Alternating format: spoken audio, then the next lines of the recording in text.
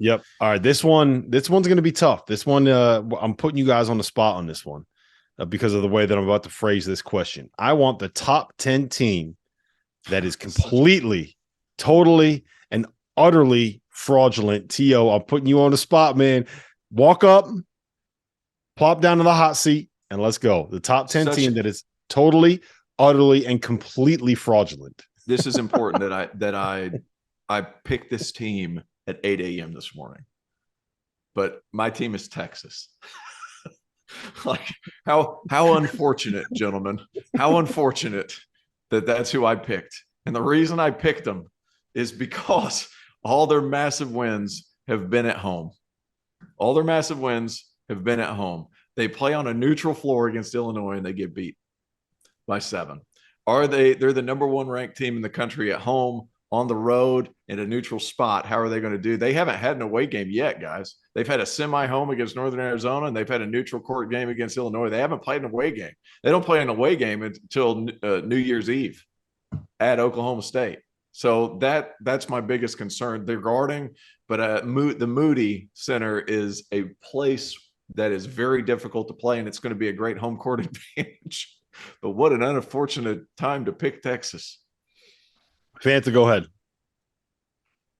It's Tennessee. It's Tennessee for me. Even though they beat Maryland on Sunday, I look at this team and I'm unsure on the offensive end at times what exactly it is that they're doing. And when you look at Olivier Kamwa and Julian Phillips, like, to me, they've got the physicality. They're going to defend you. Their backcourt is something that can be hit and miss at times. It just can be, gentlemen. And on Sunday, Zakai Ziegler and Santiago Vescovi just had trouble meshing. They had trouble finding ways to produce offense when the going got tough. Did Maryland have something to do with it? Yes. We didn't even mention Maryland as one of the surprises nationally. Yeah. They've been surprising. I mean, nobody saw them as a team that would be ranked in the top 15 of the country. And they'll move out now because they lost 2 games, but they're still a really good team.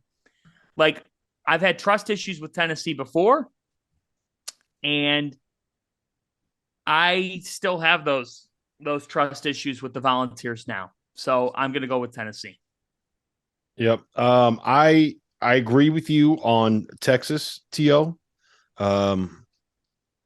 I don't trust their backcourt fully quite yet.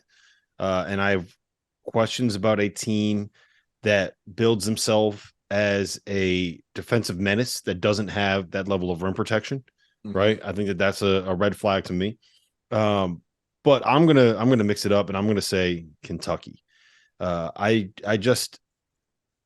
don't know how it works when you don't have that guy offensively, right?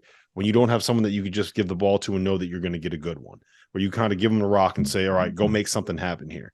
I love the idea of having your best player be a guy that's kind of a glorified role player, but is what I think Oscar Tshiebwe is. I don't think that's not a knock on him. He's not a Drew Timme offensive weapon. He's not a Hunter Dickinson offensive weapon. He's an elite offensive rebounder. He can do stuff on the defensive end of the floor. He's exceptional at what he does, but he's not a guy that you give it to and have you go get one, right? That was the issue that we saw against Michigan State. Don't fully trust their backcourt. I have concerns about playing him and Wheeler together. I think or Wheeler and Tshiebwe together, 2 guys that can't really shoot. And I don't know if Jacob Toppin realizes that, like, he's not Paul George yet. He might get there, but I don't think he realizes he's not Paul George yet.